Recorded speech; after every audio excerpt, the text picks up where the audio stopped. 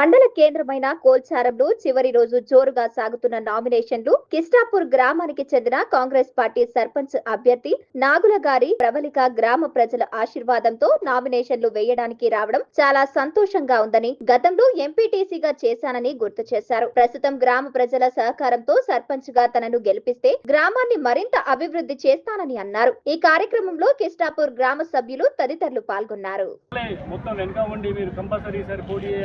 గెలిపిస్తాం.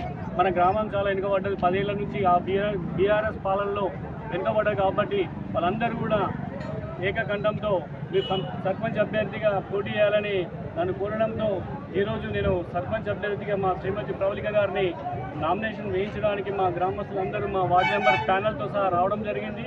సందర్భంగా ఒకటే పత్రిక ముఖంగా మా గ్రామ ప్రజలకు కొల్చారం తెలియజేస్తున్నాను.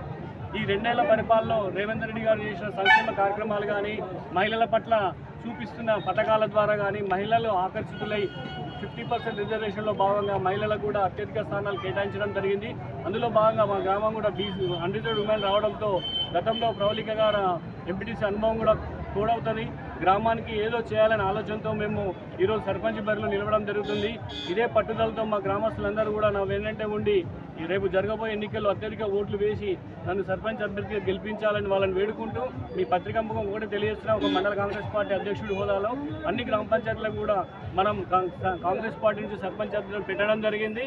అందరూ కూడా శక్తివంతం లేకుండా పనిచేసి ప్రజలకు చేరువయ్యి మనం ముఖ్యమంత్రి గారు చేపట్టిన సంక్షేమ కార్యక్రమాలను ప్రతి గడప గడపకు ఇంటింటికి తీసుకెళ్లి మన సర్పంచ్ అభ్యర్థులను అక్కడ ఉన్న వార్డు మెంబర్లందరినీ కూడా గెలిపించుకోవాలని ఈ సందర్భంగా వేడుకుంటూ కొల్చారం మండల కాంగ్రెస్ పార్టీ నాయకులకు అందరికీ కూడా ఒకటే విన్నవిస్తున్నా, ఎక్కడ కూడా వెనకడగేయద్దు, ఎవరికి భయపడద్దు. ఎందుకంటే 10 ఏళ్ల పాలనలో గత పాలకులు విచ్చలవిడిగా అవినీతికి పాల్పడి డబ్బులు సంపాదించడం జరిగింది.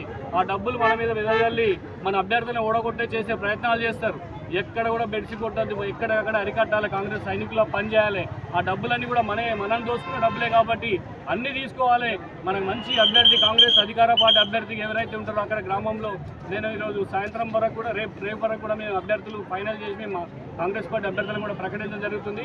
ఆ కార్యకర్తలకు వాళ్ళకు వెలువలుగా ఉండి ఆ కాంగ్రెస్ పార్టీ అభ్యర్థులను గెలిపించాలని ఈ సందర్భంగా వేడుకుంటూ, ఈ సందర్భంగా నాకు ఈ అవకాశం ఇచ్చిన మా జిల్లా కాంగ్రెస్ పార్టీ అధ్యక్షుడు ఆంజనేయులు గౌడ్ గారు, మా ముఖ్యమైన నాయకులు, మా ప్రియతమ నాయకులు, మా ఇన్ఛార్జ్ ఆళ్ల రాజిరెడ్డి గారికి ప్రత్యేక ధన్యవాదాలు తెలియజేస్తూ ఈ ముగిస్తున్నాను. జై కాంగ్రెస్.